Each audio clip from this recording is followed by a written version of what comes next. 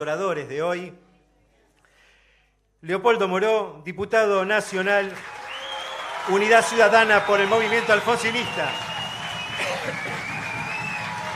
Vanessa Siley, diputada nacional, Unidad Ciudadana, secretaria general de Citraju, Sindicato de Trabajadores Judiciales de la Ciudad. Leandro Santoro, legislador de la Ciudad Autónoma de Buenos Aires, secretario general de Los Irrompibles. Y Máximo Kirchner, diputado nacional, Unidad Ciudadana.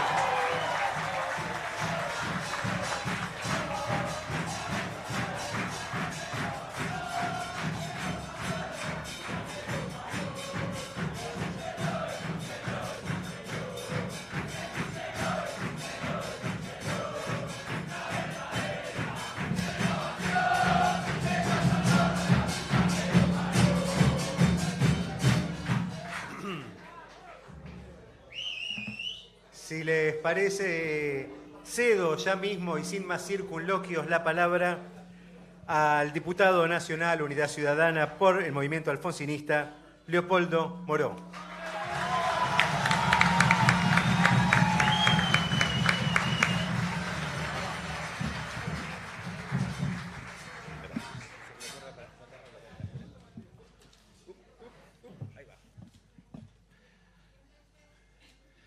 Bueno, como solemos hacer en estos actos, queremos, por supuesto, agradecer a los correligionarios, pero también a los compañeros, a los camaradas y a todos los que se acercaron aquí sabiendo que este es un espacio plural que pretende participar, integrar un movimiento político, un sujeto político que se fue construyendo a lo largo de 35 años de democracia.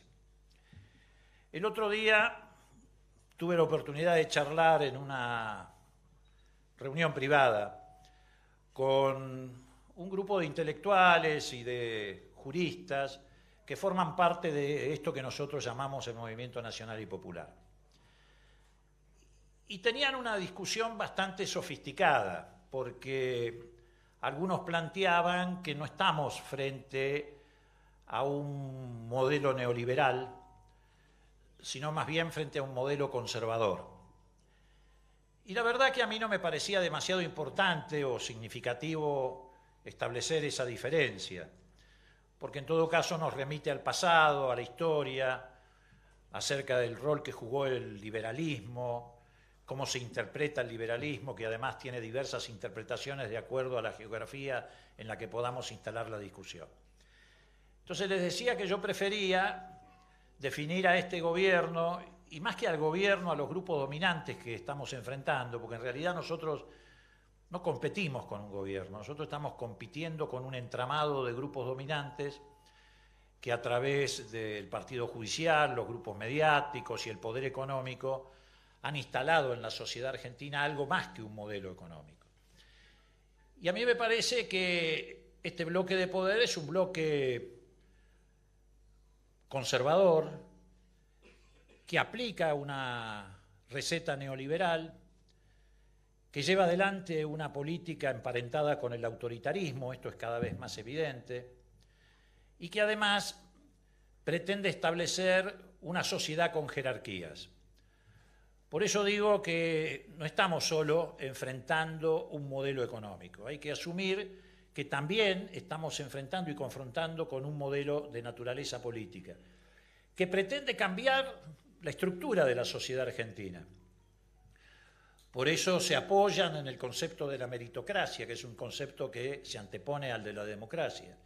Y desde ese lugar quieren construir una Argentina piramidal, donde en la cúspide de la pirámide haya 3 o 4 millones de compatriotas que vivan razonablemente bien, con sus necesidades más que satisfechas, y los 40 millones de argentinos restantes se queden del otro lado del alambrado del country, que es hasta donde alcanza la mirada del gobierno de Macri. Además es un gobierno de vaciadores. Vinieron a vaciar la heladera de los argentinos, vinieron a vaciar los comercios de consumidores, vacían las fábricas de trabajadores, vacían la educación pública de alumnos, pero además intentan vaciar la cultura de los argentinos y vaciar la memoria de los argentinos. En definitiva, lo que van a intentar es vaciar a la patria. Por eso creo que estamos en una instancia que es decisiva, que no repite experiencias del pasado, porque además ahora venimos a vivir esta realidad y estas circunstancias en una América Latina que está siendo fuertemente agredida por un nuevo intento colonizador. Hay un intento de recolonizar el continente y nosotros, por supuesto, estamos comprendidos en ese intento. Y esta vez los poderes dominantes vienen por los recursos naturales. Vienen por el petróleo de Argentina, de Brasil, vienen por las minas de litio de Chile, de Argentina y de Bolivia, vienen por los recursos hídricos. Y eso tiene una diferencia con las experiencias anteriores. Yo sé que muchos asimilamos lo que está pasando a las políticas de Martínez de Hoz o incluso a las de la década del 90. Pero también tenemos que tener presente esta diferencia. En la década del 90, fundamentalmente los acreedores externos a través de los canjes de bonos, el Plan Brady, venían por los activos que los argentinos habíamos sabido construir durante décadas, particularmente en los gobiernos populares. Pero esta vez vienen por los recursos naturales. Y quien pretende apropiarse de recursos naturales necesita controlar el territorio, a diferencia de los que venían a apropiarse de los activos públicos, que con controlar las acciones, los directorios, a través de las privatizaciones era suficiente. Por eso también hay que estar muy atentos a lo que está sucediendo, porque inevitablemente en la medida en que avance este proceso de recolonización, la injerencia que van a pretender tener en el continente estos grupos va a ser cada vez mayor. Por eso nos quieren traer también un conflicto al que nosotros hemos sido ajenos, pero que fue el origen de estas políticas de recolonización, que iba por los recursos naturales, que es el conflicto que se vive en Medio Oriente. Ahí se destruyeron estados nacionales, se reconfiguró el mapa, se produjeron inmigraciones homicidas, solo denunciadas en general por el Papa y algún otro líder mundial, pero muy pocos. Pero agotado aquel recurso, vienen por estos recursos a América Latina. Por eso tenemos que tener mucha fortaleza, mucha inteligencia, porque además enfrentamos este complejo, este bloque de poder, que ha sabido manejar las nuevas herramientas. No solamente están acompañados por el blindaje que le brindan los grupos mediáticos más concentrados y que cada día van a ser más concentrados para favorecer el desarrollo de este modelo económico, sino que también están manejando con mucha inteligencia y perversidad lo que se denomina las redes sociales. Hace pocos días atrás conocimos un informe de Amnistía Internacional que desnudó de qué manera ya no solo se ataca al movimiento popular argentino, sino incluso a aquellos periodistas o medios que tienen una actitud relativamente crítica, porque estos modelos no toleran ni una endija de crítica, quieren una voz única, quieren imponer una voz única. Y hemos estado viendo y asistiendo a esta denuncia que habla de cibertropas, que habla de ataques cibernéticos, que utilizan siempre el mismo patrón, porque en esto no han cambiado. El conservadurismo hay un patrón que no abandonó, que es el patrón de estigmatizar a través de la mentira y desde ese lugar generar odio en la sociedad. Esto no es nuevo, esto lo vienen haciendo desde el fondo de la historia con los líderes populares de Argentina, con los movimientos populares de Argentina. Pero lo paradójico es que con el paso del tiempo, más temprano que tarde o más tarde que temprano, las mentiras se derrumban, como viene ocurriendo en estos últimos meses en la Argentina. Toda esa parafernalia que montaron para justificar la pesada herencia, para promover un voto de ira contra el gobierno anterior, se va cayendo desde lo formal. Todas las causas, todas las denuncias falsas, toda la porquería que instalaron en la sociedad argentina. Pero caen las mentiras, pero se mantiene el odio. Por eso cuando nosotros iniciemos una etapa de reconstrucción nos vamos a encontrar no solamente frente a la necesidad de recuperar materialmente al país, como siempre también ocurrió a lo largo de la historia. Los gobiernos conservadores vienen a destruir, los gobiernos populares venimos a reconstruir lo que ellos destruyeron. Ahora vamos a tener que también agregarle la responsabilidad de sanar a la sociedad argentina, porque ellos son el gobierno y el partido del odio. Y es lo único que le ha quedado como herramienta política para generar acumulación.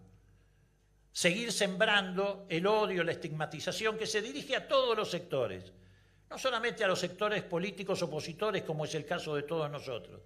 Se dirige contra los jóvenes, hoy son víctimas de una persecución sistemática por el solo hecho de ser jóvenes, se dirige contra los inmigrantes, se dirige contra los trabajadores, en realidad se dirige contra todo el movimiento popular argentino o toda la estructura del movimiento popular argentino.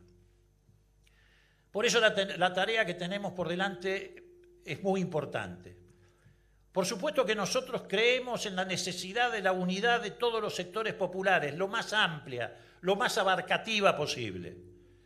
Pero también creemos que con eso no alcanza, si la unidad es solamente la reunión de expresiones político-partidarias. En todo caso, ese debe ser el final del camino. El principio del camino tiene que tener una mirada más estratégica. Lo que necesitamos si queremos derrotar a este bloque de poder conservador es una alianza entre la política, la producción, el trabajo y los movimientos sociales. Y esa alianza después sí tiene que encontrar la representación política que la exprese, pero no podemos empezar al revés. Tenemos que construir, en primer lugar, desde la oposición parlamentaria. ¿Dónde se define hoy quién es opositor o quién no lo es? En el Parlamento. Y además tenemos que articular eso con la movilización popular, como hicimos en diciembre cuando se intentó el saqueo a los jubilados, o cuando llevaron adelante el saqueo a los jubilados. Pudimos articular acción política parlamentaria con movilización popular. Y ahí se va a ir definiendo el camino de la unidad. Ahí se va a ir construyendo la posibilidad de que el pueblo argentino encuentre una representación político-electoral que le permita terminar con la pesadilla del gobierno de Macri antes que Macri termine con la sociedad argentina.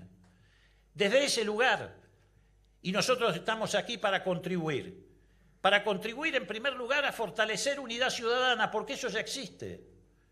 Fue una representación y una expresión política que reunió a todos los sectores progresistas, populares, nacionales, en una experiencia limitada, porque fue territorialmente limitada a la provincia de Buenos Aires, a la ciudad de Buenos Aires y no mucho más. Pero ese es un camino que hay que transitar y hay que extenderlo a todo el país. ¿Por qué? Porque es lo que nos representa. Ahora, ¿esto qué significa? ¿Que nos vamos a quedar nada más que encerrados en ese espacio? No. Estamos dispuestos a fortalecerlo para abrazarnos con los que efectivamente tomen el camino de la oposición. Como decimos en el documento, nosotros vemos con esperanza y expectativa y ilusión la posibilidad de la unidad del Partido Justicialista, pero en tanto y en cuanto esa unidad sea la unidad para oponerse al modelo conservador, al modelo concentrado, al modelo autoritario. Y vemos también con una gran expectativa que en Unidad Ciudadana hay una mayoría peronista, porque es absolutamente imprescindible que esa mayoría tenga una expresión política. Pero también creemos que todos nosotros podemos contribuir a enriquecerla y extenderla desde nuestras culturas y desde nuestras tradiciones políticas. Entonces ese es el camino que queremos transitar. Enfrentamos un modelo que tiene consignas aparentemente eficientistas, pero que hay que tener en claro cuáles son los contenidos reales. Cuando ellos hablan de gobernar, hablan de endeudarse.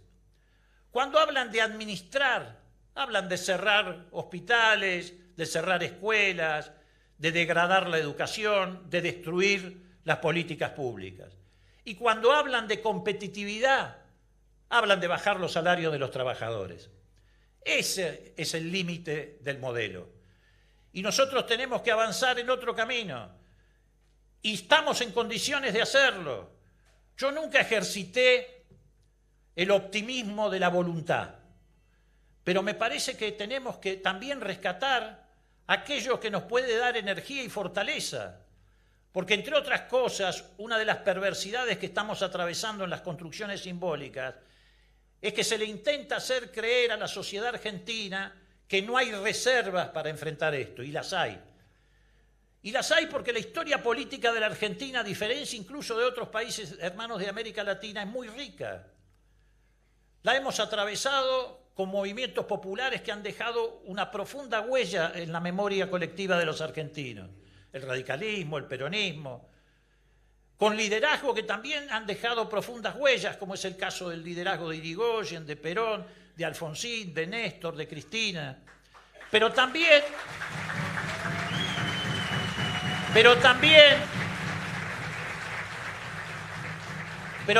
tenemos que sumar a ese escenario tan rico de la Argentina la impronta que le dio hace 100 años atrás. Este año se va a cumplir la reforma universitaria en 1918, que le dio al movimiento estudiantil argentino,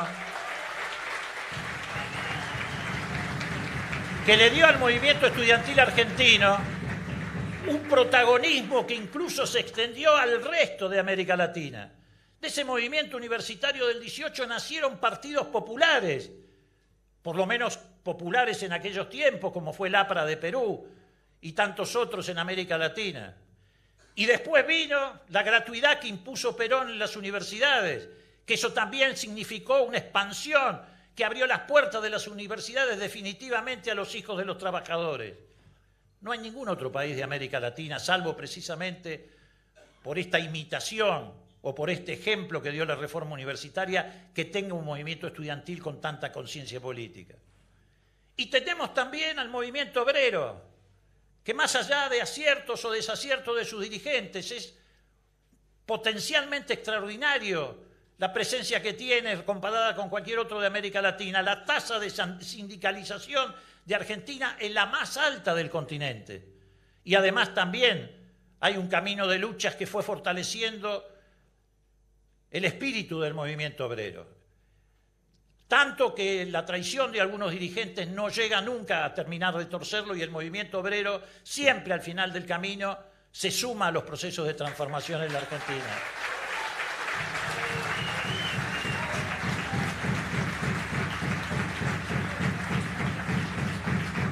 Y otro factor de fortaleza, otro factor distintivo, y no lo decimos solamente porque expresamos y representamos esa cultura política, fue que en la Argentina tuvimos una transición democrática no pactada. Esto también fortalece el nivel de conciencia de nuestra sociedad. Acá supimos lo que había pasado con la dictadura militar. Le sacamos la careta, los desnudamos, las políticas de memoria, verdad y justicia se iniciaron en esa transición democrática no pactada. Otros pueblos de América Latina, otros pueblos hermanos, no tuvieron esa suerte.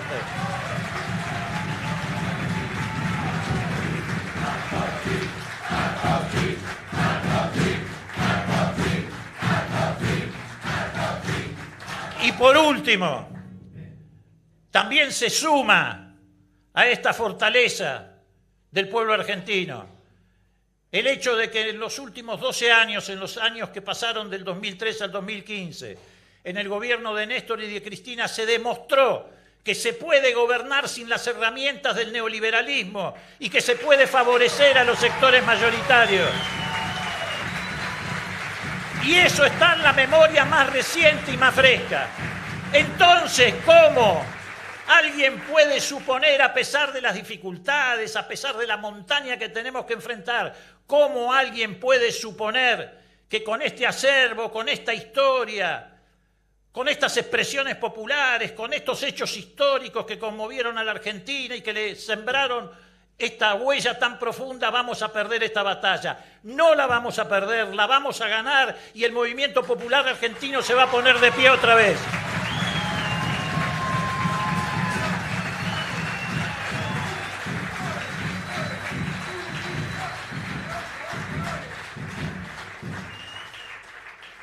Hoy nosotros, y termino, hemos hecho un aporte modesto. Somos conscientes de que nuestro espacio es un espacio en desarrollo, que tenemos que estructurarlo con mucho esfuerzo, con escasos recursos, pero estamos desafiados a que efectivamente esta cultura política que representó el radicalismo no desaparezca siendo furgón de cola de un proyecto conservador, elitista y autoritario.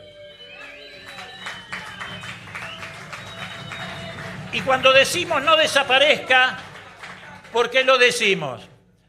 Porque sabemos que las fuerzas políticas, que los pueblos, no solamente las fuerzas políticas, que los pueblos deben resistir si quieren sobrevivir. Y nosotros queremos que el pueblo argentino sobreviva. Gracias.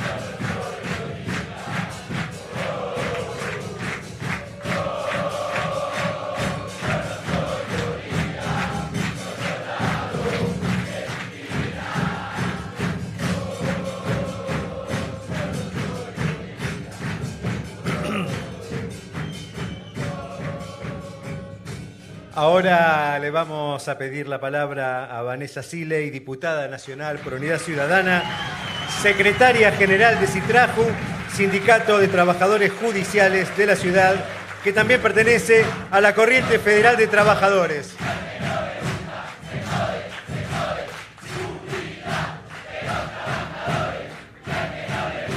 Se jode.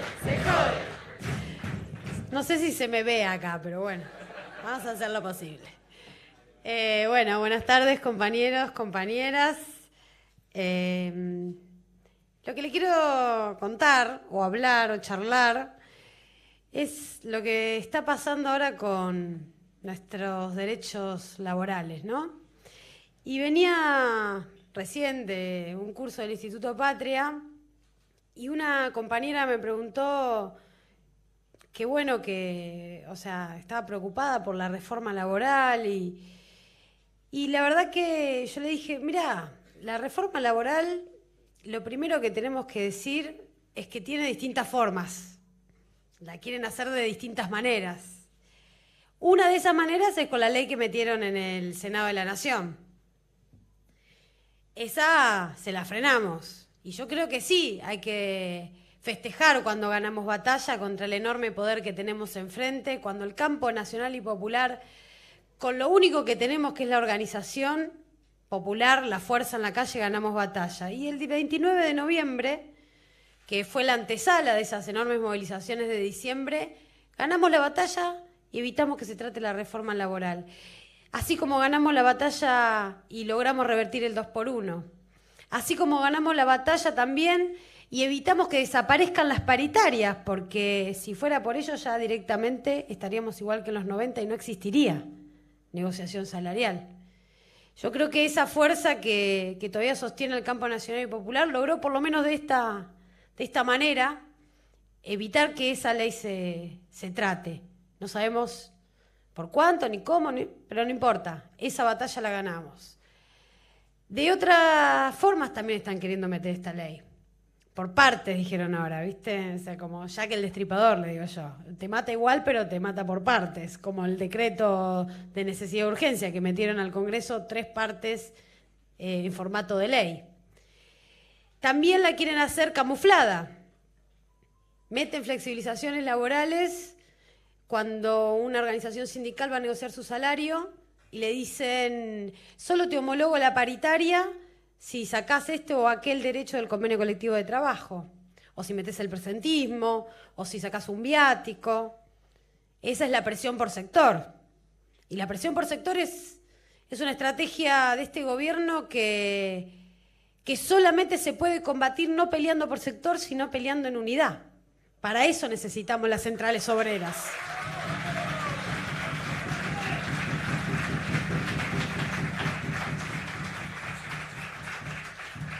Otra manera de flexibilizar derechos de los trabajadores y trabajadoras, también de manera camuflada, es por ejemplo con lo que hicieron ahora. En la asamblea inaugural, se dice así, del Congreso de la Nación, la Cámara de Diputados, el presidente dijo que le preocupaba mucho la brecha salarial entre varones y mujeres y que bueno, que iba a presentar un proyecto, que ya presentaron, ¿no? Y es muy cómico el proyecto que presentaron para eliminar la brecha salarial. Primero, que repite el artículo 14 bis. Dice, igual remuneración por igual tarea, garantícese. Bien. Y segundo, que en el medio de lindas palabritas, todas testimoniales y enunciativas respecto a la igualdad entre el hombre y la mujer en el mundo laboral, tiran reformas a 3 leyes sustanciales y en aspectos sustanciales. Reforma la ley de contrato de trabajo, reforma la ley de convenciones colectivas de trabajo y reforma la ley de asociaciones sindicales. En donde, usando esos lindos títulos, como dijo Cristina el otro día en el Senado, enormes títulos, lindos eslóganes marketineros, el contenido de las cosas es lo contrario al título, no que es diferente, es lo contrario. Le dan facultades, a través de la igualdad de género, al Ministerio de Trabajo para intervenir en las decisiones fundamentales de los sindicatos, escondido en ese proyecto de igualdad de género. Así como utilizan las banderas de las mujeres. Yo me acuerdo del primer paro del año pasado, de abril del 2017, el mismo día del paro, que yo no me acuerdo si fue el 6 o el 7 de abril, ese día del paro sacaron una resolución en el Ministerio de Trabajo diciendo recomendaciones para transparentar a las organizaciones sindicales. 1, cumplir el cupo femenino. Todo esto bajo extorsión de intervenciones sindicales y demás. Recuerdo el proyecto de Garabano de reforma de la justicia, el proyecto 2020, cuyo principal fundamento es garantizar la igualdad de género en el Poder Judicial. Recuerdo también, entre otras cosas, cómo fue tapa de Clarín cuando se tocó la reforma laboral, cuando se empezó a querer instalar el aumento de la licencia por paternidad a 15 días. O sea, ellos creen que encima de todo, por lo menos las mujeres, nos vamos a comer la curva de que lo que son nuestras banderas de lucha históricas, presentes, pero que existen gracias a que existieron tantas mujeres que pelearon, van a ser utilizadas y vamos a dejar que sean utilizadas para la flexibilización laboral. Se equivocan muchísimo.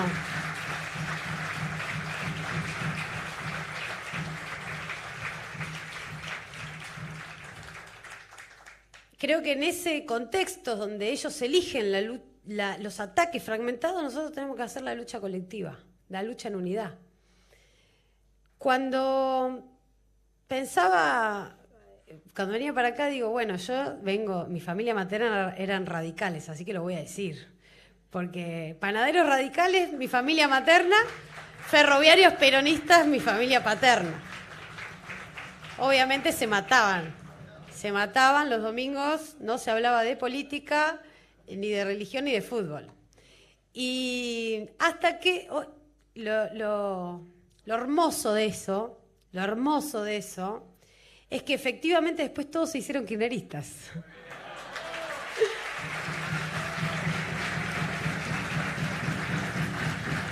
Y incluso muchas, mis hermanas, abrazamos al peronismo gracias al kirchnerismo. Y tal vez, yo digo, ¿por qué no? Muchos correligionarios y correligionarias no habrán abrazado las banderas originarias de este también movimiento popular gracias al kirchnerismo.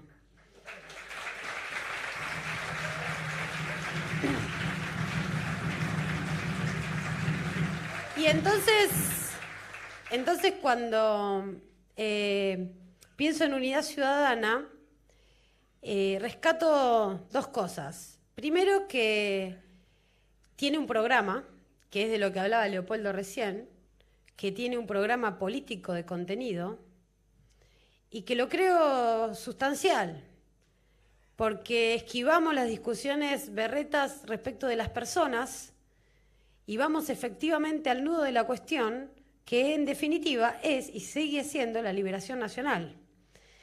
Y se enrola aparte. Nosotras reivindicamos siempre desde el movimiento obrero una tradición, que son los programas históricos del movimiento obrero.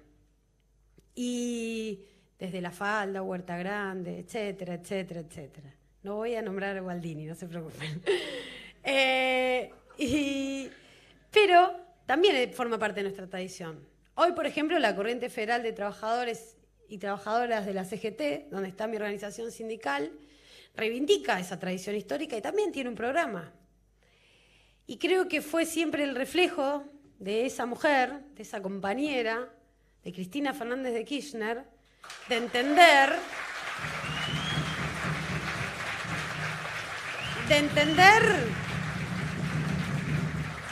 que había que tener un programa, porque también sabía que le iban a dar discusiones de tipo personales.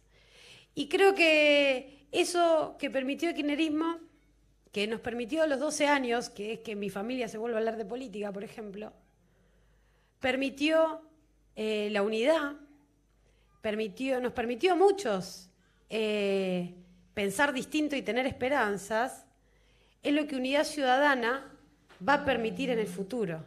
No me cabe ninguna duda que ese es el espacio que tenemos que fortalecer, dar volumen y construir. Todo lo demás es cotillón o sale en Clarín, pero Unidad Ciudadana está para siempre y va a estar para siempre. Gracias, compañeros.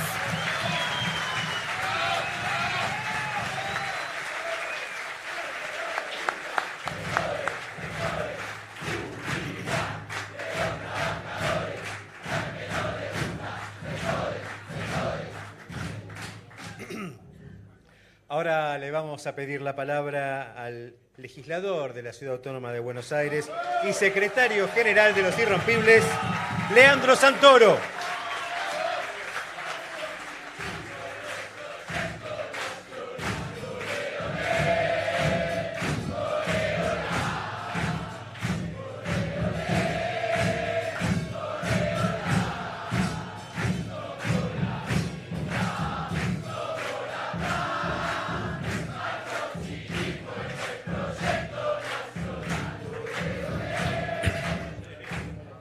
Pensaba mientras hablaba Vanessa, no tenía pensado decir esto, pero lo voy a decir, acerca del compañero Gualdini. Ustedes saben que... No, pero al revés de lo que te imaginas, Vané. Como le pasa a los grandes próceres del argentino, Gualdini terminó pobre y absolutamente desatendido. Tanto es así que tomaba café conmigo. Yo tengo un amigo que es secretario general de Huracán, era fanático, Saúl de Huracán, y recuerdo que por el año 2005, tomando café en el bar Bartó, enfrente del Congreso, yo le digo, mire Saúl, yo un día lo escuché a usted diciendo que se arrepentía de algunas cosas. Me dice, sí, yo me arrepiento, me dice. Me arrepiento del programa maximalista que tenía la CGT y no haber entendido el doctor Alfonsín. Y le digo, ¿a usted le gustaría decírselo a Alfonsín en la cara? Y Saúl me dijo, sí, se lo diría. Y organizamos un acto. Cuando le conté a Alfonsín que había hablado con Gualdini, que quería, no disculparse, pero que quería saldar esa distancia, Alfonsín estaba contentísimo. Si había algo que le gustaba a Raúl, era el diálogo con el peronismo, porque él lo consideraba un reencuentro de la fuerza popular. Tuvimos la mala suerte, primero que se murió Juan Pablo II, y entonces asume Ratzinger, y al asumir Ratzinger suspendimos el acto y después se murió Saúl, pero quedó pendiente eso, pero guardo en mi corazón la posibilidad de haber compartido reflexiones con ese hombre que la verdad, más allá de las diferencias tácticas que uno ha tenido, no puede dejar de reconocer como militante radical, como calculo que le debe pasar a muchos militantes peronistas con Alfonsín, que en sus aciertos y en sus errores las intenciones de ese hombre siempre fueron defender los intereses de la patria.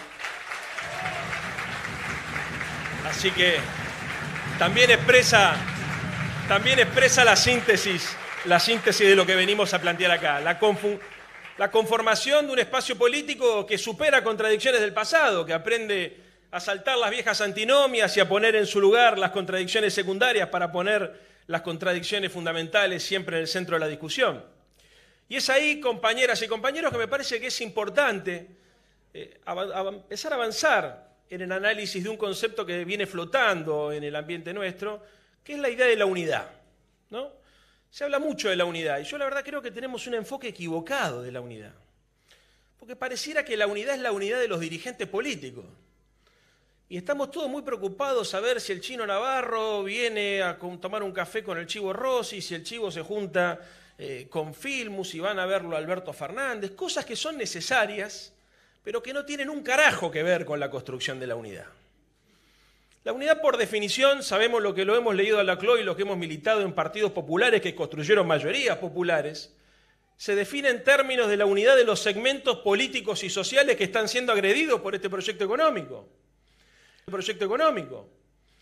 La unidad no es la unidad de los dirigentes, porque si la unidad fuese solamente la unidad superestructural de aquellas personas que aparecemos en la televisión y que nos gusta tomar café en los bares cerca del Congreso, la militancia, la ciudadanía y la sociedad estarían de costado viendo cómo se provoca la unidad. Y eso sería un contrasentido. Porque la unidad se piensa en términos de la construcción, como dijo Cristina, de una nueva mayoría. Y si hay que construir nuevas mayorías, hay que constituir sujetos políticos nuevos y unificarlos con los sujetos políticos preexistentes, construir unidad.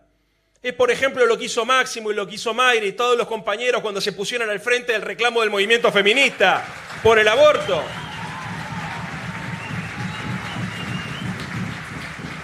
Construir unidad también es interpelar a los sujetos políticos y sociales que están apareciendo. Quien no entiende que el movimiento obrero ha cobrado una forma distinta porque aparece el trabajador precarizado como un nuevo sujeto, que por ahí no está encuadrado dentro de los convenios colectivos, pero que sin embargo está y existe, y que además vive angustiado porque la política no lo interpela. Algunos dirigentes suelen interpelarlo, pero no es un planteo estratégico nuestro el tratar de identificar cuáles son los sectores sociales y políticos que no tienen expresión. Entonces, construir la unidad es imprescindible como metodología que arranque de abajo para arriba. Si nosotros no somos capaces de construir desde la base un proceso de unidad con los sectores sociales, políticos y culturales que constituyen la contraofensiva al neoliberalismo, vamos a quedar solamente en una suerte de unidad para la foto que se va a armar y se va a desarmar de acuerdo a cómo vayamos interpretando que evoluciona la opinión pública y si tenemos chance o no tenemos chance de integrar las listas de legisladores o las listas de diputados nacionales. Entonces, la unidad como proceso político es la unidad de los que tienen claro que lo que hay que hacer en la Argentina es confrontar contra el neoliberalismo. Y que el neoliberalismo no es solamente un proyecto económico, sino es fundamentalmente un proyecto cultural.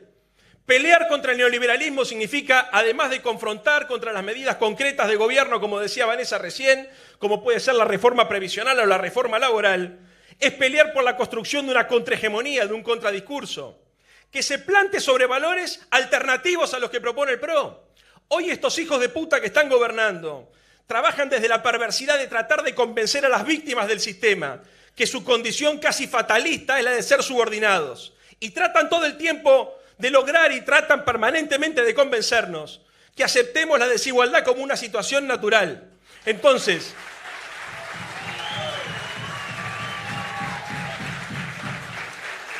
construir unidad también es elevar el nivel de conciencia de la gente, es provocar una tensión intelectual y política, es salir a generar crisis en el sentido común, provocando el movimiento de las ideas. No hay unidad si no hay claridad conceptual.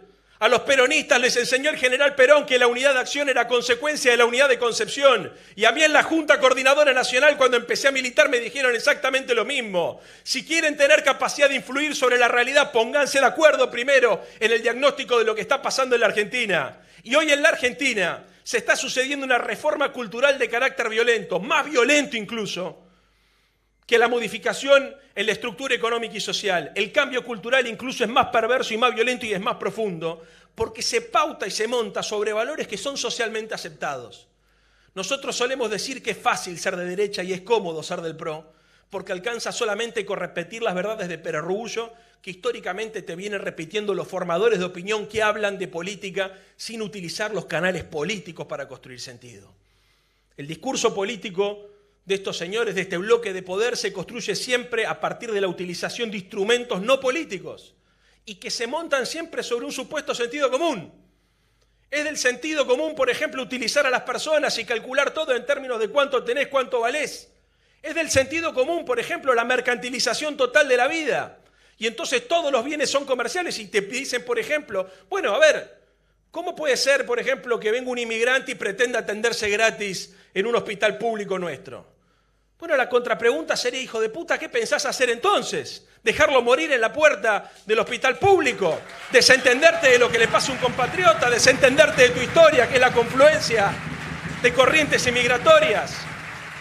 El neoliberalismo como proyecto cultural tiene siempre en mente la idea de chilenizar la sociedad argentina. Porque más allá de que Chile tenga buena prensa y que te lo pongan permanentemente como el modelo de desarrollo, es el país más desigual del continente. Es un país donde no solamente no existe régimen previsional, no existe salud pública, no existe educación pública.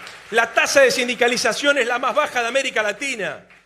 Es un país donde lamentablemente la democracia es solamente procedimental porque después nadie puede discutir los lineamientos. Incluso hasta hace muy poco se pretendió hacer una modificación en el sistema educativo y fracasó. La chilenización de la sociedad argentina, compañeras y compañeros, consiste esencialmente en destruir el proyecto del irigoyenismo y del peronismo, en tratar de convencernos que la desigualdad es el estado natural de las cosas y que frente a eso lo único que tenemos que hacer es resignarnos.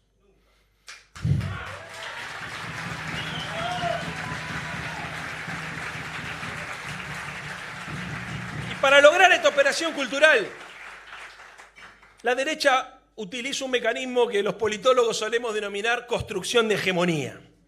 Construcción de hegemonía es la construcción intelectual y cultural de una sociedad. Y estos tipos, que si algo entienden es de comunicación y de construir sentido, y que sí lo han leído a Antonio Gramsci, para utilizarlo en sentido inverso, pero que no lo han leído y lo aplican, han construido por lo menos 4 o 5 mitos que son interesantes que tengamos presentes porque nuestra tarea es la de desarmar ese sentido común neoliberal. El primer mito es el mito de que nosotros vivimos una fiesta populista, que en la Argentina se vivió por encima de las posibilidades de lo que daba el continente. Entonces, que vino Cristina un día y te convenció que tenías derecho a comprarte un auto, a irte de vacaciones o a tener tu casa, y que eso es imposible. Obviamente el mito populista también se sostiene sobre otro mito, que es la idea de que para hacer ese proceso de distribución del ingreso, los gobiernos populares, no solamente acá, sino en toda América Latina, se han vuelto corruptos y se robaron un PBI. PBI son 500.000 millones de dólares, a ver si tenemos claro lo que estamos diciendo, pero también, digamos, todo este proceso de aculturización es consecuencia también de una suerte de infantilización de la sociedad argentina, que a costa de repetir y repetir y repetir, son capaces de decir cualquier cosa. Bueno, este es un proceso que se ha dado también en los últimos años. Hay un segundo mito, que es el mito del enemigo interno. Es difícil transformar la Argentina porque el kirchnerismo nos plagó el país de vagos, los planeros, son todos violentos. Y cada vez que aparece un sector social que confronta y que reclama sus derechos, como pueden ser los mapuches o como puede ser cualquier grupo de desocupados, no falta uno que le pone la letra K, los mapuches K, los sindicalistas K, porque la idea siempre es la de tratar de construir a partir del miedo a la manipulación de la conciencia, advirtiéndote que tenés que hacer algo para bloquear al enemigo interno. Hay un tercer mito, que es un mito también complejo, algo decía Leopoldo, complejo porque es difícil de desarmar, que es el mito de la Argentina meritocrática. Ellos sostienen que para poder terminar con la farsa del populismo se necesita repensar los valores que sostienen la estructura social argentina y que para eso hay que construir una sociedad basada en el mérito individual.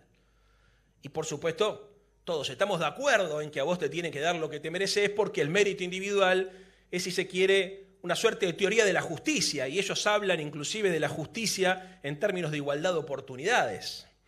Entonces, ellos dicen hay que garantizar que todos tengan las mismas oportunidades y después cada uno que compita en el mercado y que obtenga el lugar que le parece. Bueno, si hay una farsa perversa en una sociedad tan desigual como la nuestra es la idea de la igualdad de oportunidades. Porque en realidad los espacios populares debemos pelear por la igualdad de posiciones. Y la igualdad de posiciones es conseguir que las diferencias que existen entre los distintos estamentos de la sociedad sean los más chicos posibles, porque inclusive de esa manera accedemos a la igualdad de oportunidades. Si las diferencias entre las clases sociales son enormes, no solamente conseguís una sociedad más violenta, más injusta y más desigual, sino que además te alejás de la posibilidad de que haya movilidad social y que haya igualdad de oportunidades. Y la meritocracia entonces empieza a trabajar en la construcción de un sujeto individualista y egoísta, que tiene como único objetivo el hecho de comprar y de competir. Ellos se definen por el verbo competir. Y nos vienen a convencer entonces que todo se compra y todo se vende, y uno vale en función de lo que tiene. Y ahí aparece el dios del dinero, como el gran ordenador, y la religión del mercado. Y entonces el individualismo y el egoísmo se termina transformando no solamente en una sociedad de consumo, sino en una sociedad de mercado, donde las personas somos como si fuéramos mercaderías intercambiables como cualquier valor. Y nos terminamos deshumanizando. Y esa cultura meritocrática, que es una cultura que penetra incluso en los sectores populares, es una cultura que tiene que ser advertida por el movimiento popular argentino, porque si no desarmamos el núcleo de valores que la sostiene, va a ser imposible, en caso de que nos toque llegar al gobierno, desarmar desde las políticas públicas del Estado un entramado desigual y competitivo. Después vienen, ya para terminar, con el mito de la Argentina gradualista. Ellos dicen, es difícil desarmar esto porque esto es un populismo que obviamente está sostenido por un enemigo interno, que son los K, mapuches K, intelectuales K, lo que sea K, que obviamente están en contra de la idea de la meritocracia porque ellos están en contra de la cultura del trabajo, a ellos les gusta vivir del Estado. Y obviamente nosotros venimos a naturalizar la sociedad, a volver las cosas a su estado natural, porque para ellos el estado natural obviamente es el ordenamiento neoliberal de la vida.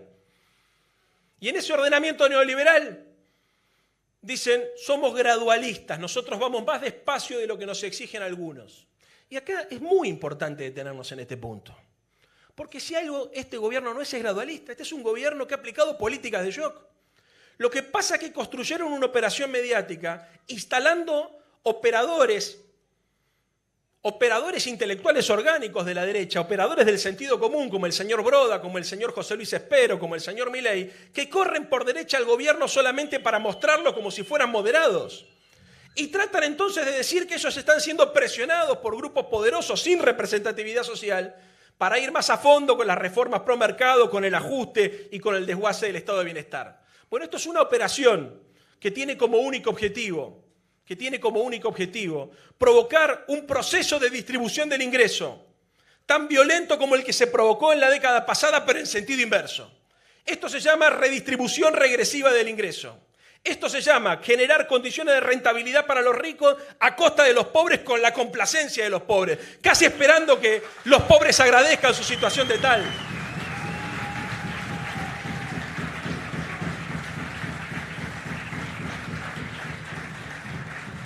El proceso cultural entonces requiere, obviamente, para poder ser llevado a la práctica, de un bloque de poder. Recién Moró hablaba de un bloque de poder. Bueno, obviamente, no estamos peleando solamente contra un partido político. Si no estuviese Clarín, La Nación, los grupos hegemónicos, esto sería imposible. Pero también está el partido judicial, que es funcional esa estrategia. Y también, obviamente, el poder económico y financiero. Y hay una parte de la política. Hay un sector del peronismo colaboracionista que no se sonroja, por ejemplo, al reclamarle a los compañeros de América Latina que se vayan a atender a otros lugares, porque para ellos, por ejemplo, hay un senador nacional que dijo la vez pasada muy suelto de cuerpo que el problema del déficit fiscal de la Argentina tenía que ver con que venían tours de bolivianos y de peruanos a atenderse en los hospitales argentinos. Una vergüenza absolutamente delirante. Pero lo que ese senador no dice es que si en verdad hay un problema en términos de la fuga de divisas y el problema que acrecienta el déficit fiscal y comercial, es que efectivamente hay un grupo de extranjeros, pero no precisamente bolivianos y paraguayos, sino norteamericanos e ingleses, que vienen a la Argentina, traen sus dólares, compran Levac, se meten en la timba financiera y cuando generan riqueza la fuga. Y de ese sector no dicen nada.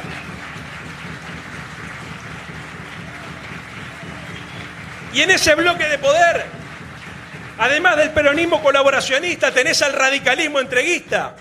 Miren, si hay algo que yo no logro entender, es cómo mujeres y varones que se formaron en el partido de Hipólito Yrigoyen son capaces de acompañar este bloque conservador. Los que nos afiliamos a la Unión Cívica Radical, en su momento, lo hicimos porque estábamos orgullosos de Hipólito Yrigoyen, que nacionalizó el petróleo y creó YPF. ¿Qué tiene que hacer el radicalismo de la mano de Aranguren entregándole los recursos naturales a la Shell? Y los que somos alfonsinistas, que nos pusimos orgullosos y que se nos infló el pecho cuando vimos que Raúl Alfonsín se paraba para discutir con los productores agropecuarios o con los grandes ganaderos y concentradores del ingreso de la sociedad rural y que esa situación nos llenó para siempre de orgullo y de dignidad. ¿Qué tenemos para decir de un gobierno que puso al frente del Ministerio de Agroindustria al presidente de la Sociedad Rural Argentina? Entreguistas totales, sin ningún tipo de dignidad, capaces de cualquier cosa. Ese es el bloque de poder que tenemos operando hoy en la Argentina. Lo peor del radicalismo, lo peor del peronismo, lo más concentrado de los medios de comunicación, el partido judicial, la crema del poder económico. Todo eso construyendo sentido. Bueno, confrontar con esto requiere que nosotros seamos capaces de organizarnos para construir una contrahegemonía. No estamos peleando solamente una batalla que se disputa en términos electorales. Estamos dando una batalla por la construcción de un sentido alternativo. Estamos dando la batalla para construir otro modelo de organización social que se funde sobre otros valores. Cuando este bloque de poder la cuestiona Cristina Fernández de Kirchner, no la cuestiona por los errores que cometió en el gobierno. La cuestiona porque Cristina soñó con un país industrial, solidario y soberano. La cuestiona porque no se banca que haya nacionalizado los fondos de jubilaciones y de pensiones para crear la asignación universal por hijo. La cuestiona porque hubo paritarias libres. Y entonces lo que hay que degradar no solamente es la figura de Cristina, sino lo que Cristina representa, el rol de la sociedad argentina en la disputa por la distribución del ingreso y por la construcción de la igualdad. Y este proceso, que no solamente arranca a partir del desprestigio de Cristina, sino que fundamentalmente se extiende después como una mancha de aceite, tratando de degradar la honorabilidad de todos. Llegó al absurdo de acusar que, por ejemplo, Máximo Kirchner era titular de una cuenta offshore en la ciudad de Delaware, en los Estados Unidos, con 50 millones de dólares. 2 años le estuvieron diciendo a la gente que Máximo era cotitular con Nilda Garré de una cuenta en los Estados Unidos. Un día lo charlé con Máximo y me dice, ¿sabés lo más gracioso? Que yo con Nilda casi no tengo ni relación. La han metido en este quilombo para joderme a mí, y no solamente no tengo ninguna cuenta, sino que además les advertí que no tenía ninguna cuenta en el exterior, y los tipos durante 2 años mete a insistir. Y obviamente lo mismo hicieron con Cristina. Fíjense lo que pasó con Cristina. A Cristina fue la AFI, le revisó la basura, no le encontró nada. Después creo que fue el señor Bonadío, le intervino los teléfonos, descubrieron que putea muy bien, pero no le encontraron ningún delito.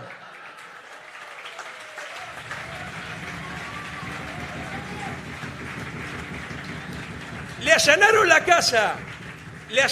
casa en Santa Cruz y no apareció ninguna bóveda.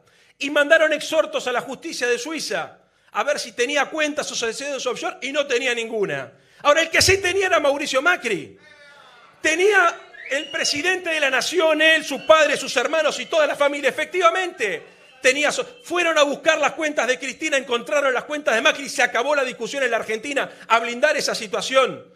Y después uno se tiene que bancar al presidente de la nación diciendo, no es delito tener sociedades offshore. Por supuesto que no es delito. A ver, delito no es. Pero si vos creás una sociedad offshore, es porque en definitiva lo que estás buscando es ocultar tu fortuna de algún tipo de control. Y no es casual que pocos meses después hayan metido dentro de la ley de reparación histórica el artículo que permite el blanqueo.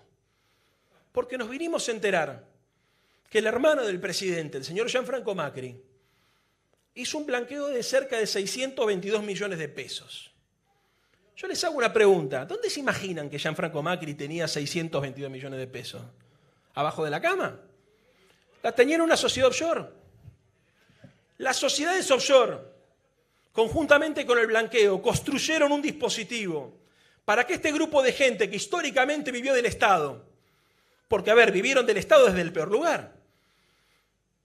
Ellos que fueron históricamente la patria contratista nos acusaron a nosotros, que somos los hijos de la democracia, de vivir del Estado, cuando después la realidad a partir del blanqueo te demuestra que fue todo lo contrario. Ahora, nosotros no solamente no tenemos dinero en el exterior, tenemos nuestro capital, nuestro humilde capital en la Argentina, sino que ellos no pueden explicar no solamente el dinero que tienen en blanco y el que tienen en negro, no pueden explicar cómo viven. Y nos vienen a plantear a nosotros que hay una discusión acerca de la ética en la Argentina. Todos nosotros, cuando nos sumamos a la política, nos sumamos con la intención de transformar el mundo. Ellos se formaron desde que son muy pibes para hacer guita. La única visión que tuvieron fue la de cambiar el auto.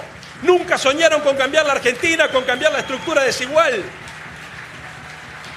Se formaron para hacer guita.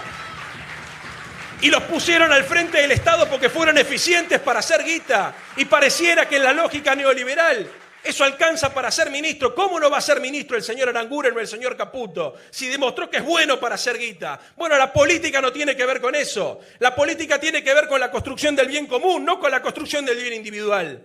La perversidad con la que estos tipos han llevado adelante un proceso de aculturización y de dopaje intelectual, la verdad que llama la atención. Y para eso, compañeras y compañeros, lo último que nosotros podemos hacer es resignarnos y naturalizar esta situación. Hay una batalla cultural que se tiene que dar a partir de la confrontación ética, esencialmente. Nuestra batalla es por la ética. Y la ética entendida no solamente como la crítica a las conductas desviadas de los militantes o de los funcionarios, que obviamente hay que condenar, sino también la discusión ética acerca de en qué sentido tiene que estar puesto a la dirección del Estado. Son corruptos cuando ponen el aparato del Estado solamente para enriquecerse ellos y la cúspide de la pirámide social a costa del beneficio del pueblo. Corrupción es poner al Estado al servicio de los poderosos para que las cuentas de la fiesta la terminen pagando los ricos. Y perversidad es, además de eso, desear que los pobres terminen justificándolos en una suerte de legado fatalista de la historia, asumiendo que su condición es la de subordinado social y que no tienen derecho a protestar.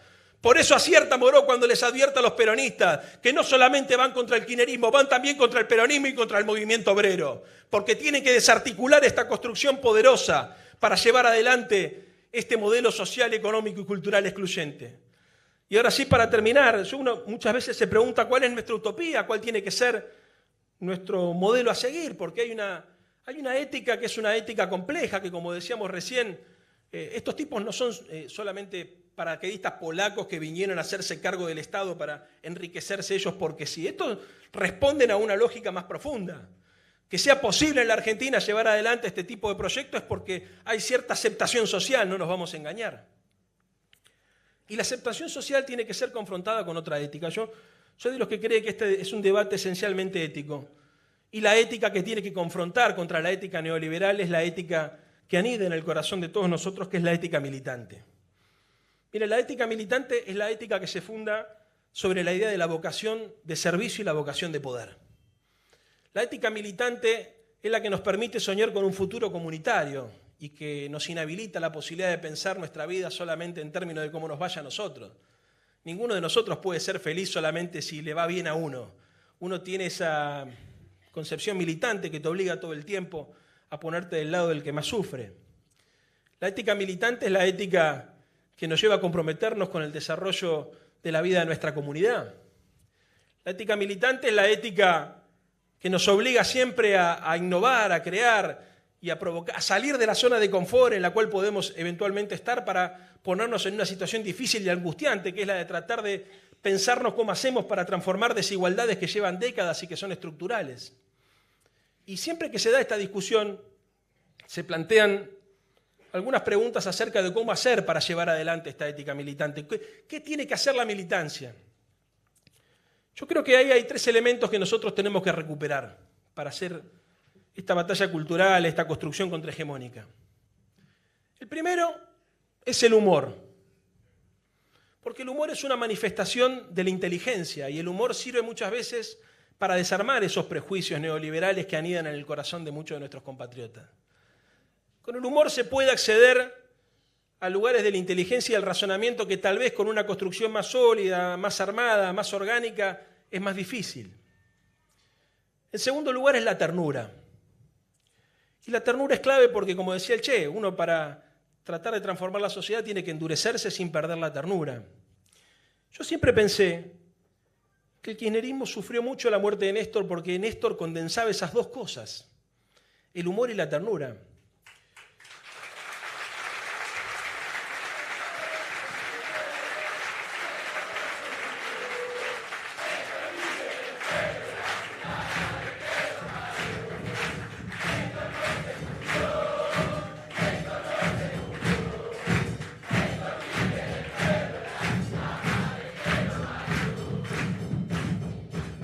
El humor y la ternura es lo que hizo posible que esa generación de pibes descreídos en los 90, a través de los mensajes que el tipo les mandaba por CQC, abrazándolo a Gonzalito, tratando de mandar guiños todo el tiempo, floreciera con la muerte de él en el año 2010. O sea, eso sembró conciencia. La Cámpora, gran tributaria de esa construcción.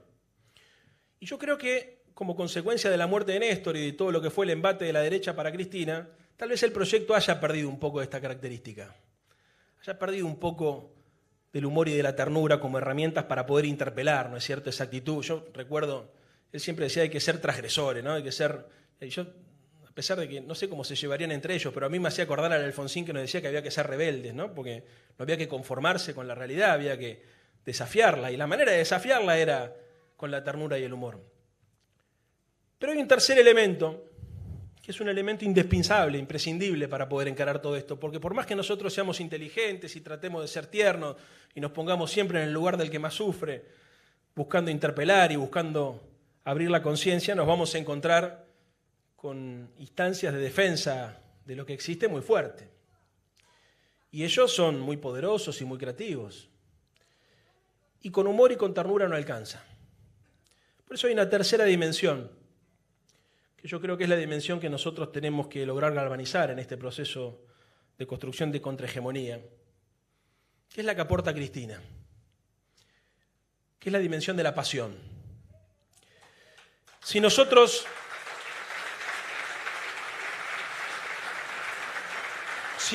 no nos apasionamos y no damos un combate contra esa alegría falsa, porque miren, el PRO y la derecha han tratado todo el tiempo de robarnos bandera, ellos que históricamente son los conservadores, se llaman Cambiemos, ¿no? Ellos que son la patria financiera, levanta la bandera de la ética, ¿no? Y ellos que históricamente fueron los amigos de la dictadura y del Estado terrorista, te hablan de la revolución de la alegría. Pero la diferencia fundamental entre la alegría y la pasión es que la alegría es un sentimiento que se manifiesta siempre en términos individuales. ¿Saben por qué ellos no pueden descubrir la pasión como hecho social, como manifestación social? Porque la pasión se ejerce solamente de manera colectiva. Uno no se puede apasionar individualmente, uno por lo menos necesita de dos para apasionarse. Y la construcción de la Argentina es la construcción de una comunidad, es la batalla entre lo colectivo versus lo individual. Así que si tenemos un desafío, compañeras y compañeros, es la de recuperar la pasión, poner la pasión al servicio de la política, del cambio en la sociedad. Levantemos la bandera con alegría, con pasión, con humildad y con trabajo y con sacrificio, para volver en el 2019, para volver no solamente al gobierno, sino para recuperar la iniciativa política y volver al poder. Sigamos peleando, fuerza. Gracias, Maxi, por venir a cerrar este encuentro y nos vemos en la calle mañana el 24 de marzo a las 9 en la ESMA.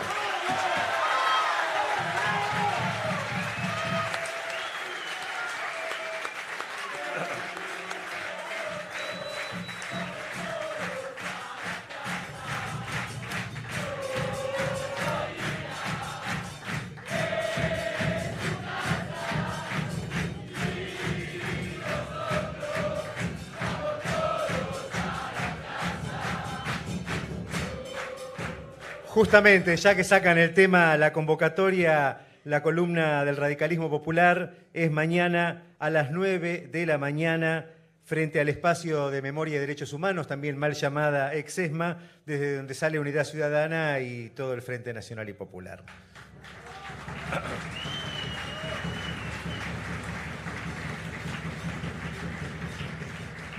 Y dicho esto, vamos entonces a pedirle la palabra para que cierre este encuentro al diputado nacional por Unidad Ciudadana, Máximo Kirchner.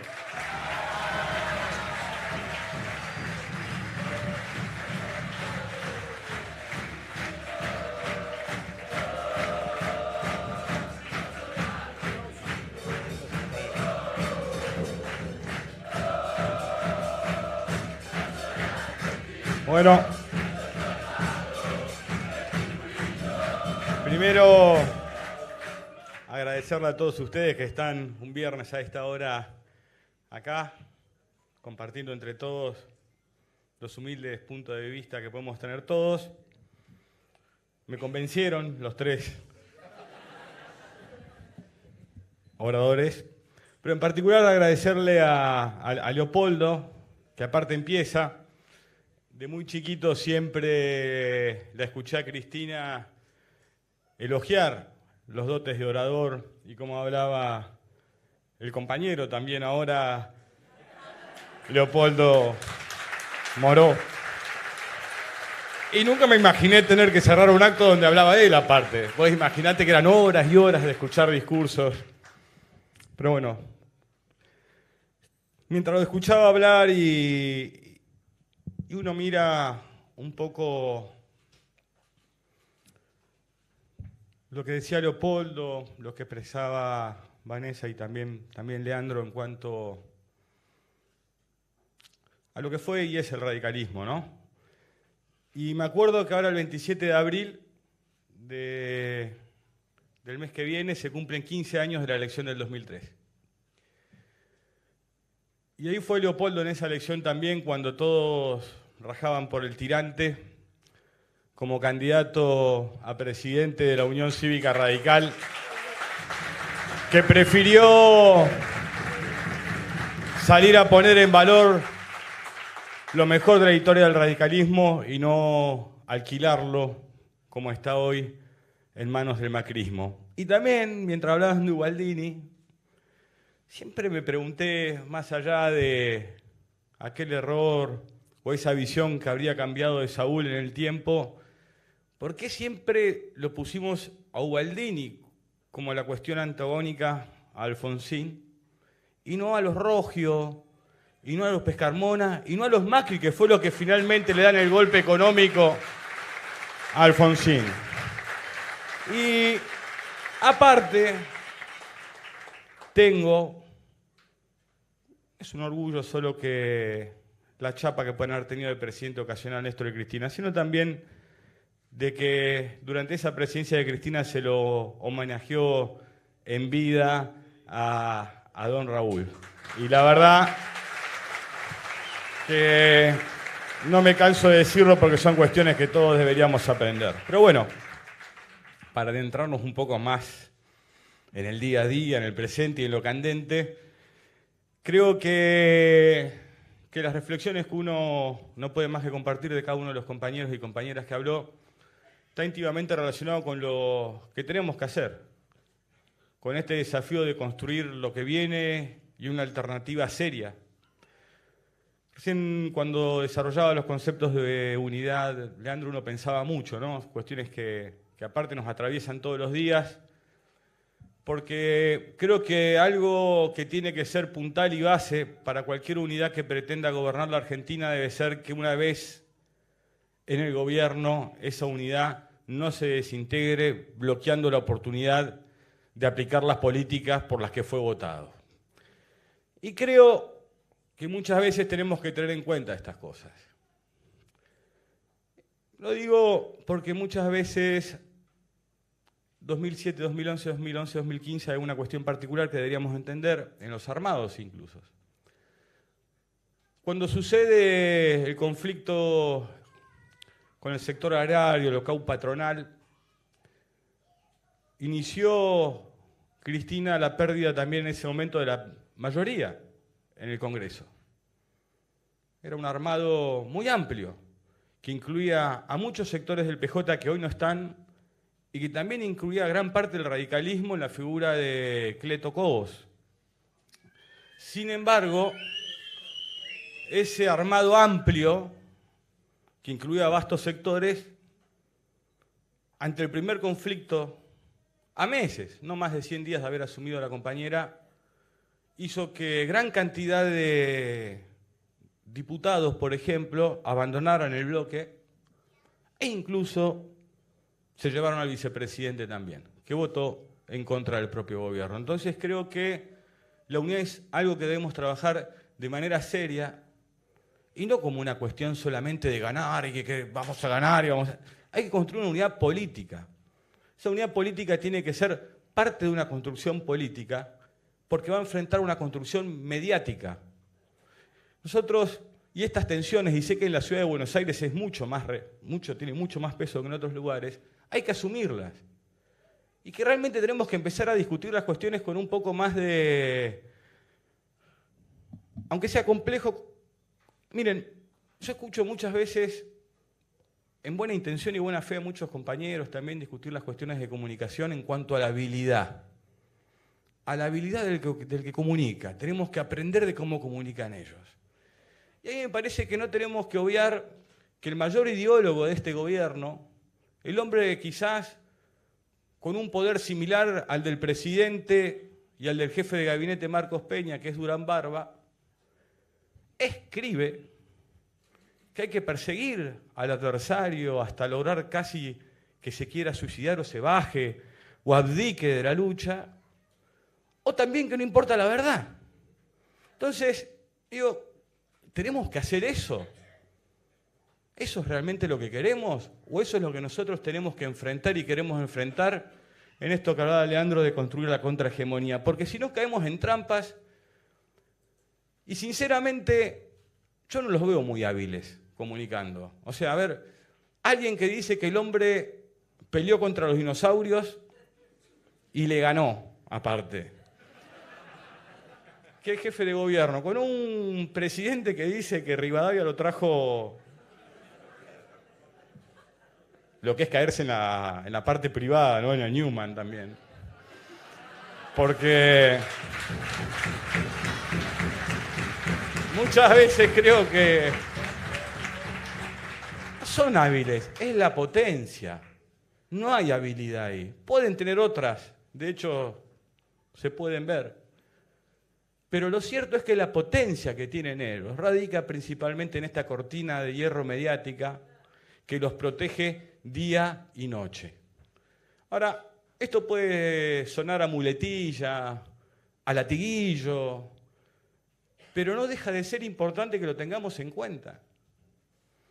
Porque si no tenemos en cuenta estas cosas, después nos preguntamos por qué nos cuesta tanto trabajar un candidato o una idea, o cómo muchas veces la sociedad de repente aparece desencantada. Y obviamente el pueblo encuentra maneras de expresarse.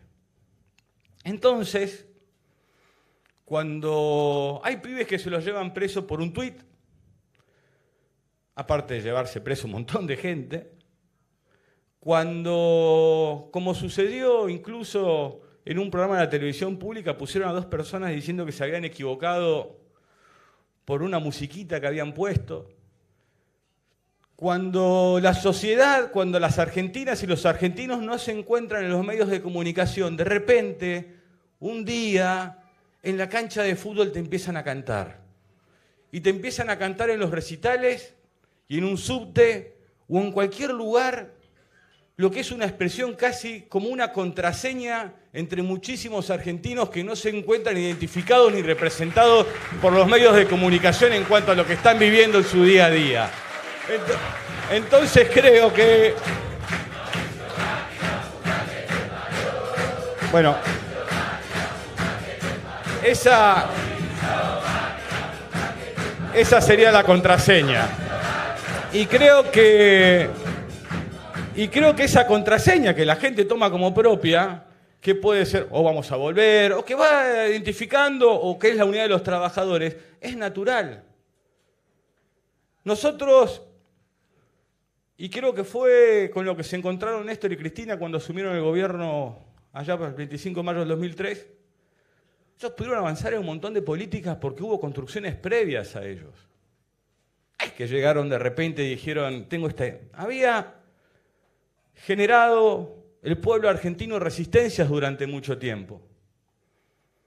Habían pateado la puerta quizás sin poder voltearla, pero la estaban abollando todos los días porque querían otra realidad y porque soñaban y sentían que podían tener una Argentina algo más justa.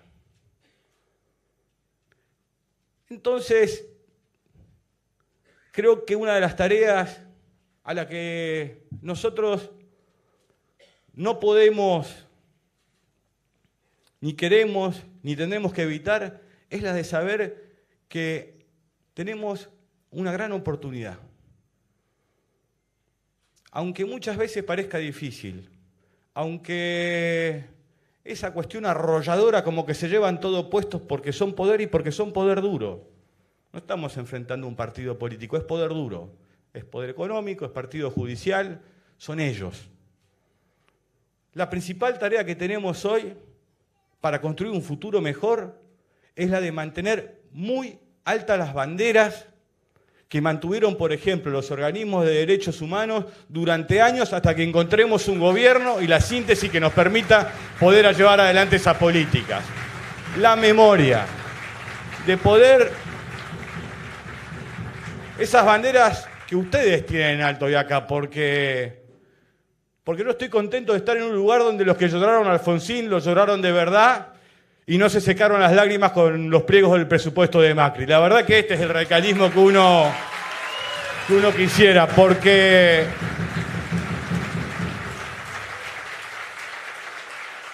bueno, y lo voy a decir también desde un lugar un poco más individual. Muchos de los que también lo lloraron a Néstor, o se querían meter adentro, digamos, de la Casa Rosada o del cementerio, hoy los veo haciendo papelones y cuestiones muy ridículas por todos lados y traicionando todo aquello con lo que se habían comprometido. Entonces creo que estas expresiones, estas cuestiones que uno ve, estas defecciones que uno ve, que son las que muchas veces terminan alejando a la sociedad de sus dirigentes.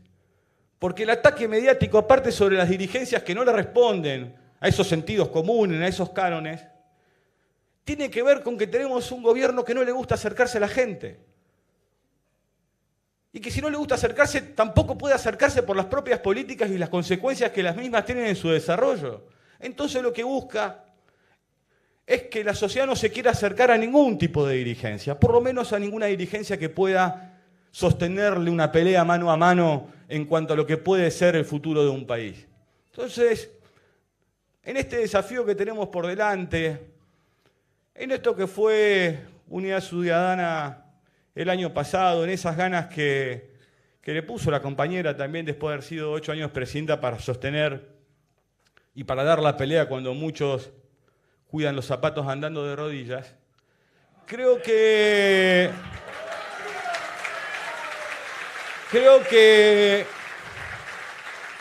tenemos que mirar, porque uno escuchaba esto de las políticas y cómo terminan actuando en cuenta. Miren, a todos le han subido el gas, ¿no? La luz, más de 800, 1000%, el agua, bueno, la nafta. Ahora, habían generado un sentido común y había, bueno, no sé si serían todos, pero bueno, la tele mostraba, ¿no? Por ahí de repente alguien que decía, yo pagaba poco, está bien que me cobren más. Ya bastante raro el asunto ahí. Un nivel de conciencia único. Entonces, operaban con un sentido común, que cuesta extraer el petróleo, el gas o nuestros diferentes recursos naturales para producir energía. Pues bien, le han subido a todo el mundo todo.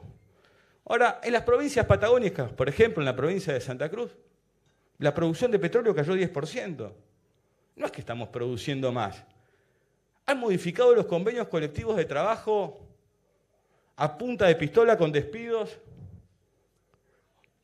despidiendo miles de trabajadores del sector petrolero, sacándole derechos, y sin embargo no se produce más y la nafta cuesta cada vez más cara. Entonces, como con la luz. Entonces, ¿qué está pasando? La sociedad argentina transfiere enormes recursos producto de su trabajo diario, supuestamente para que estos sectores produjeran más y así generar el autoabastecimiento energético. Zaraza, zaraza, zaraza. Lo cierto que lo que está sucediendo es que hay alguien en el medio que se la está quedando. Puede ser Edenor o Edesur, puede ser también Camusi, pero también tiene nombre y apellido esa gente. Se llama Pagano en la provincia de Buenos Aires, Midlin también con su grupo de energía. Entonces uno empieza a ver que ya nadie dice que está pagando poco.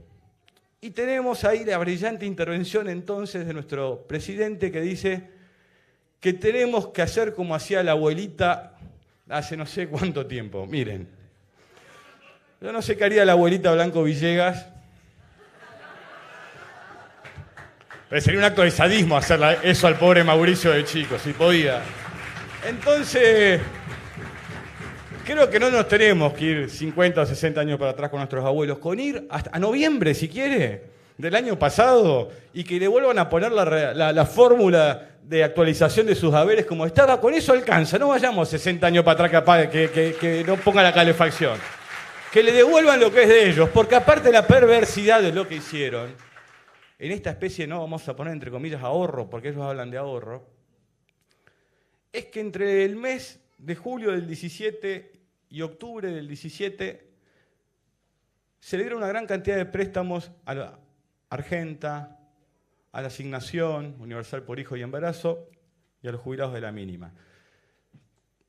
En la ronda de ese préstamo rondaban los 50.000, 60.000 millones de pesos. A un 24%, que terminada la elección, subió a 27%. Entonces, después le descontaron lo que le prestaron. ¿Se entiende lo que hicieron? Esto que le sacan a los jubilados en esta, porque después eso se sigue repitiendo en el tiempo, se la prestaron el año pasado con intereses.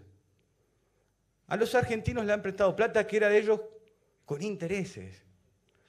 Puede ser un gran negocio financiero, un genio, si se quiere, pero es muy malo para la gente. Y cuando uno gobierna, tiene que gobernar para las mayorías y para la gente, porque eso es lo que aprendimos. Y creo que lo que más les duele es que en esto que decía Leopoldo, en estos últimos 12 años, que pudimos demostrar que la Argentina se podía administrar bajo otro formato diferente a esas verdades reveladas que el neoliberalismo había instalado en la Argentina, y que por eso se quisieron cargar al gobierno. Por eso esos últimos años fueron tan duros con Cristina. Alzamientos policiales, ¿se acuerdan allá? Diciembre del 13, si no me olvido, el 14 por ahí. Córdoba, Chaco, muertos, provincia de Buenos Aires. Porque ellos necesitaban que ese gobierno no llegara a su fin para poder operar sobre la memoria definitivamente de la gente. Porque eso fue lo que le hicieron finalmente a Alfonsín. Por eso después viene el neoliberalismo como viene y arrasa con todo. Y esta vez no pudieron. Por eso esa Plaza de Mayo, hasta la puerta de la Casa de Rosada, rebalsaba de gente ese 9 de diciembre con más de 500.000 personas. Y no solo eso. No solo eso. Yo creo que ese día, aparte, Cristina da un discurso, a mi entender, de los que más me gusta a mí. Pero, ¿Cristina es pitoniza? No. ¿Es adivina? No. Era una mujer consciente, como cuadro político que es, de las presiones recibidas durante estos 12 años y qué era lo que iban a hacer ellos en el poder. Si ustedes lo ven, son 44 o 45 minutitos que la verdad hasta cronológicamente están acertados. Entonces creo que lo que tenemos que tener claro, que la fuerza que tenemos que tener, es que lo que buscan quebrarte, y ahí están esas miserabilidades de las que hablaban los tres compañeros, es la autoestima de un pueblo, que no merece, que no te mereces, vos no merituás. Y yo lo que me pregunto hoy es si los argentinos se dejaron de esforzar estos 2 últimos años, o si antes del 25 de mayo de 2003 no se esforzaban, porque lo único que se hizo durante esos años fue poner en valor su esfuerzo. Por eso a los 2 años se podía sacar por fin la pata de arriba del Fondo Monetario Internacional durante años de extorsión a la Argentina. A 2 años, solo 2 años. Por eso se pudo renegociar como se renegoció la deuda externa. Entonces creo que hay que tener buena memoria en estas cuestiones, porque no son casualidades. Por eso también, miren lo que le pasa, como hablaba el compañero en Chile, lo que les pasa con las AFP y el drama que tiene Chile de no poder resolver. ¿Y qué pasó en Chile? Y apareció otra fuerza nueva por el costado, que sacó 20 puntos, se quedó cerquita del balotaje del Frente Amplio. Pero aparecen, porque los pueblos van a buscar su representación. Y porque nosotros también elegimos otro camino. Porque si no, también es como, bueno, no te saques una foto con este porque resta o baja la imagen. Bien, empieza así, Bueno, vamos a evitar esto. Después me dicen, bueno, no hagamos actos políticos porque el bombo a la gente le molesta. Bien, pongamos 4 sillones, luz azul, chill out, parezcamos cool y modernos. Y después, claro, cuando llegás al gobierno, ¿para qué vamos a hacer esto? Te dicen. ¿Para qué vamos a hacer una ley de medios? ¿Para qué vamos a aplicar diferentes políticas? ¿Nos vamos a pelear y no nos van a votar más? Bueno, de esto se trata la tensión en la política. De esto se trata, las construcciones que hay que hacer y lo fuertes que deben ser para enfrentar este tipo de aparatos económicos y mediáticos que el tiempo ha generado. En esto que pasa en las redes sociales, mira, vos decías recién lo que pasa uno con los ataques personales, no hay que tener miedo, no pasa nada. Le puedo asegurar que no pasa nada. ¿Te molesta? Y a veces. Pero en mi caso ni siquiera les hice juicio. A mí me ha pasado no solo aquella tapa, sino que una revista sacara una tapa con otra persona que decía que era yo. Tengo mala suerte. Entonces, qué mala suerte que tengo. ¿Por qué me pasa a mí esto? Y no es mala suerte. ¿Por qué se equivocan con nosotros siempre y nunca se equivocan con Mauricio Macri? Y es más, nunca la aciertan y le cuentan la verdad a la gente. Porque responde a sus intereses. Y nosotros, como no movemos la patita, como no hacemos el muertito, ni movemos la cola, nos viven castigando. Entonces, creo que en ese sentido, lo que hay que entender y el desafío que tenemos por delante es realmente contra una opción política que no solo sea capaz de triunfar, sino que sea capaz de mantener por aquello que triunfó y por lo que la gente la votó. No una unidad que tenga pies de barro, es una unidad que pueda comprometerse con la sociedad y darle aquello que prometió. Entonces, mañana, cuando muchos caminemos, como decimos siempre, porque, y en esto que hablaba antes de aquello de abollar la puerta, si nosotros podemos hacer esto es porque hubo otros que antes lo hicieron. La responsabilidad como militantes, como ciudadanos, como ciudadanas, es la de mantener muy altas las banderas y dar la discusión en todos los lugares que nos sea posible darla, para tratar de darle a la Argentina algo más que un discurso único, que esto que estamos viendo hoy, donde generalmente todos los días en los medios se reproduce lo que ellos dicen. Yo les digo, y para ir terminando, porque es viernes, tarde, y ya hace calor. Para un pingüino, tenías razón, me tenía que sacar esto, pero a veces soy porfiado. Y creo que nada más, y para terminar, miremos muy bien cuáles son estas políticas económicas que están aplicando. Y entendámoslas bien. Este es un gobierno que le pone, y se alegra aparte, si logra que los sindicatos accedan a ponerle un techo a las paritarias. Puede ser un pequeño logro político que dure un tiempito, pero finalmente eso termina mal. Cuando el pueblo trabajador pierde su poder adquisitivo, se cae todo. Nosotros tenemos que ser capaces, sin atarnos al pasado, de explicar por qué hoy la Argentina tiene un déficit de comercio exterior que va a llegar a los 10.000 millones de dólares, porque se lo administraba. Y por eso también se lo castigaba al gobierno como se lo castigaba. Si no, pensamos que las cosas es como el tema de los precios cuidados. Entonces, nosotros también tenemos que saber reivindicar a aquellos que hicimos. Había control, se administraba el Estado, el dólar turista. Entonces ellos arrancan para atrás 10.000 millones de dólares de dólar turista, 10.000 millones de dólares con el tema del comercio exterior, más intereses de deuda, más vencimiento, más LEVAC. Te dicen que pensés en pesos y no en dólares. Y yo coincido en eso. Lamentablemente todas las señales que manda el gobierno son en contrario de eso. Yo recuerdo que Cristina tuvo este mismo desafío y lo planteó. Y ahí fue cuando los medios de comunicación lograron que en la Argentina hubiera miles en las calles de la ciudad de Buenos Aires pidiendo comprar dólares y que vuelva la fragata Libertad. ¿No lo recuerdan? Yo no... Con algunos que pasan hoy me pregunto qué estarán pensando esos miles de argentinos con algunas situaciones que, como somos diferentes, no las vamos a utilizar ni las vamos a nombrar porque no somos lo mismo. Pero que todos sabemos que están sucediendo y que el Estado argentino tiene una gran responsabilidad que no termina de asumir mientras nos volvieron locos con la fragata Libertad. Ojalá salgan a pedir por lo que tienen que pedir. Entonces creo